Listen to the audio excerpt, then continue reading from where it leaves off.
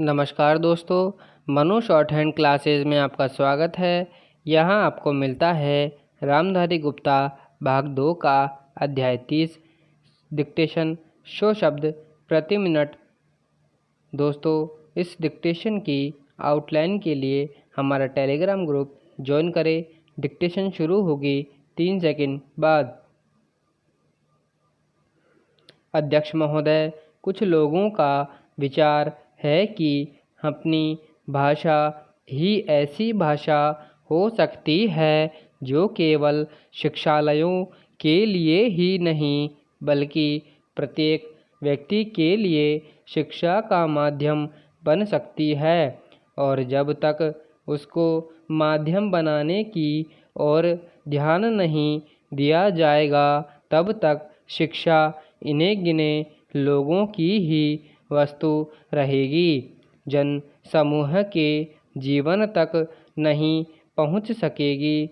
दूसरी विचारधारा यह है कि आज के विज्ञान युग में हम इस देश को यूरोपीय विचारधारा से अलग नहीं रख सकते और न इसका अलग रहना वांछनीय है, और इसलिए कम से कम उच्च शिक्षा अंग्रेजी के माध्यम द्वारा ही दी जानी चाहिए। यदि ऐसा नहीं किया जाएगा तो हम जीवन की दौड़ में और देशों की तुलना में पीछे रह जाएंगे और प्रगति नहीं कर सकेंगे। यह बात केवल शिक्षा के माध्यम के संबंध में ही नहीं बल्कि विचार करके देखा जाए तो बहुत गहरी है, और सारी पद्धति के संबंध में इससे स्पष्ट हो जाता है कि देश में शिक्षा प्राप्त करने की इच्छा बहुत अधिक है, जो अब शहरों तक ही सीमित न रहकर ग्रामीण जनता में भी दिख रही है।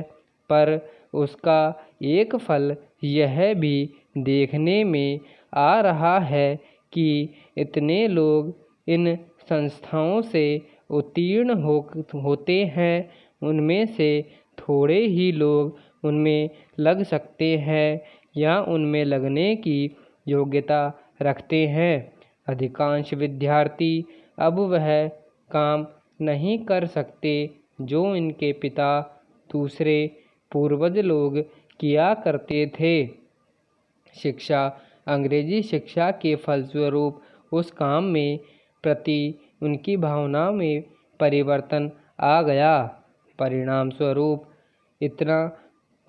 स्वरूप हुआ कि बेकारी बढ़ी और इसके फलस्वरूप जीवन के प्रति असंतोष और उपेक्षा की भावनाओं को बल मिला।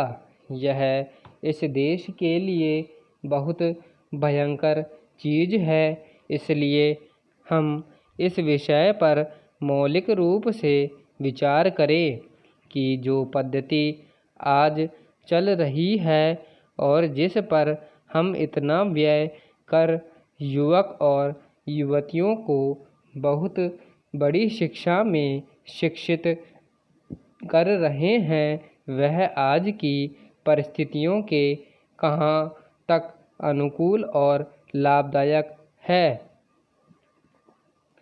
महात्मा गांधी ने इस आने वाली परिस्थिति का अनुमान लगाकर यह निश्चय कर लिया कि यदि इस देश में अमीर और गरीब प्रत्येक भारतवासी के लिए शिक्षा आवश्यक है तो वह इस पद्धति से नहीं दी जा सकेगी, क्योंकि इसमें व्यय इतना है कि यह देश उस भार को नहीं उठा सकेगा। इन्हीं दोनों विचारों से उन्होंने नई तालीम की पद्धति निकाली, जिसको अन्य देशों के उच्च कोटि के शिक्षा शास्त्रियों ने भी शास्त्रीय ढंग से विचार करके उपयोगी और लाभदायक ठहराया। महात्मा जी के विचार से जहाँ तक मैं उसको समझ सकता हूँ, इस पद्धति में अपने दो मौलिक तथ्य थे। एक तो इसमें शिक्षा केवल पुस्तकों के द्वारा ही दी जाए। समाप्त। धन्यवाद।